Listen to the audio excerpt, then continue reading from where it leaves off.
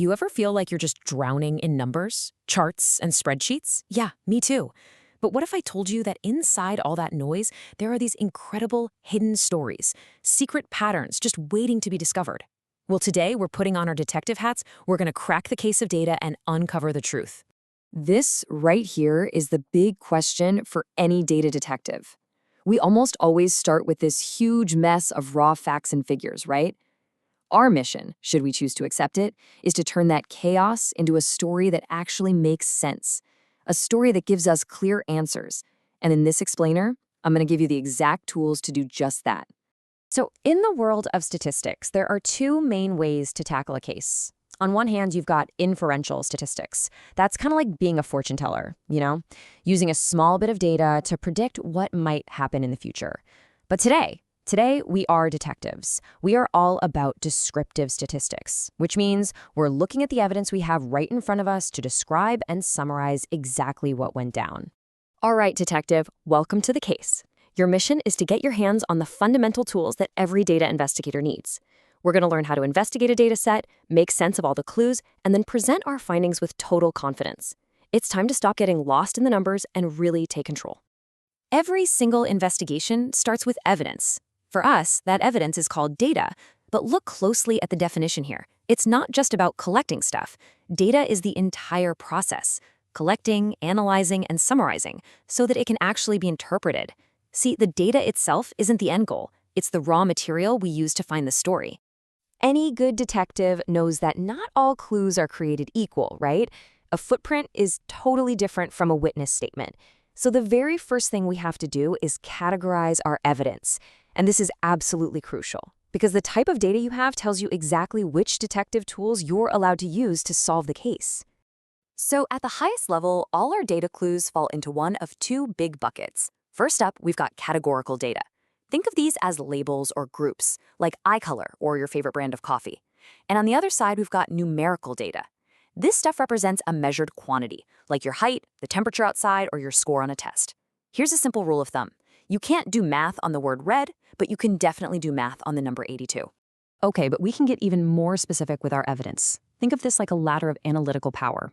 Down at the bottom, we have the nominal scale. These are just names, with no real order. A step up from that is ordinal, where the order starts to matter, like small, medium, large. Next up is interval, where the distance between values is meaningful, like temperature.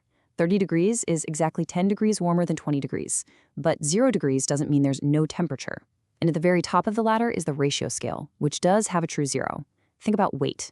0 pounds means no weight, which lets you say things like one thing is twice as heavy as another. The higher you climb this ladder, the more powerful your analysis can be. All right, detective. You've sorted your clues. Now it's time for the first interrogation. We're going to start with our categorical data. So, how do we make these labels and groups talk and spill their secrets? Our first tool is the humble but honestly super powerful frequency distribution table. It's shockingly simple. You just list out each category, and then you count how many times it shows up. That's it. So here, for these 20 t-shirts, we can see right away that 8 are medium, 7 are small, and 5 are large. The chaos of the raw data is already turning into clean, organized information. But let's be real, a table is one thing. A picture? That's where the story really comes to life. A bar chart makes those counts visual. In a single glance, you get the whole story. The bar for medium is the tallest, which instantly shows you it's the most popular size. Our eyes are just naturally drawn to that highest bar, which makes this an incredibly effective way to compare categories.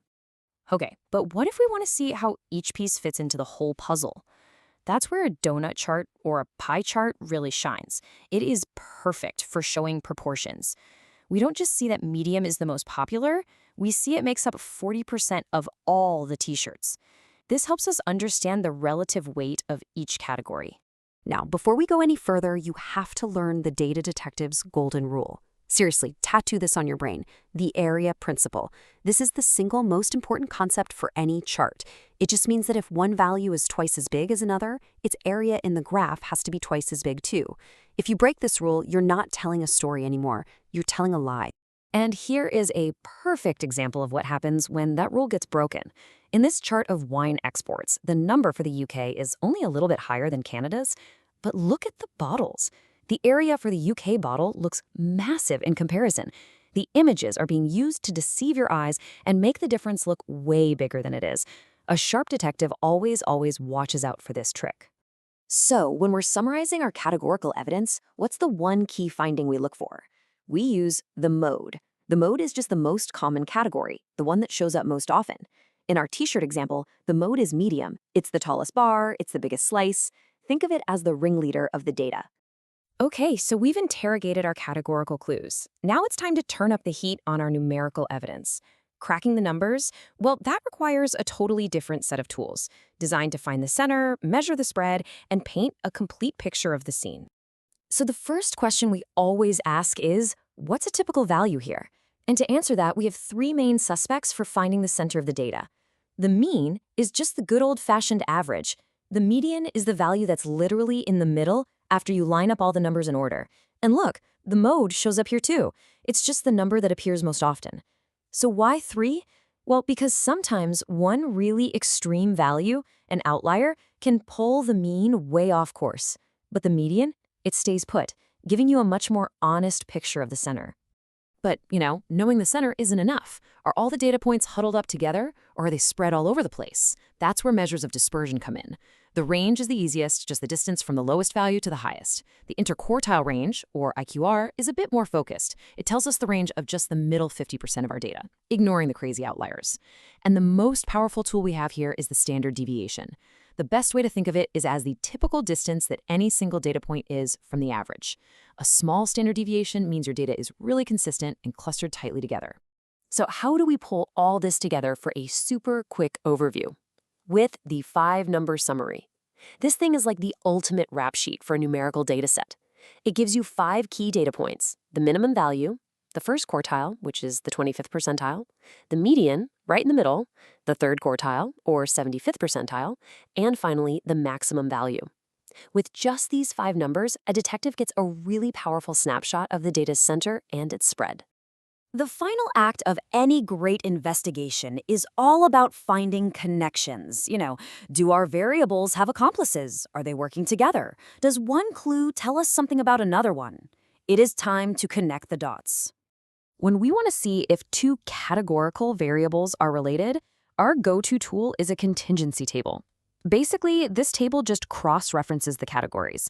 So here we can see the breakdown of smartphone ownership by gender. It organizes the data perfectly, so we can immediately start to compare the groups and hunt for a relationship. And what about for 2 numerical variables, like maybe hours you spent studying and your final exam score? For that, we use a scatter plot. Every single dot on this plot represents one case, one student, for example, plotted against both variables. And what we're doing is looking for patterns. Do the dots trend upwards? Do they trend downwards? Are they packed tightly in a line, or are they scattered all over the place? This just paints a really clear picture of their relationship. So we can see a pattern in the scatter plot. That's great. But how do we measure it precisely? For that, we use the correlation coefficient. This gives us a single number, somewhere between -1 and +1. A value close to +1 means there's a strong positive relationship. As one variable goes up, the other tends to go up too. A value near -1 means a strong -1. And a value near 0, that just tells us there's no real linear connection to be found. It's the final clue that confirms the strength of the association. And that's the case file. You now have the fundamental toolkit of a data detective. You know how to classify your evidence, how to analyze it, and how to find connections. These tools, they're your magnifying glass and your fingerprint kit.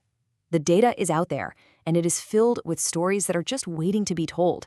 You have the tools. The only question left is, what stories will you uncover?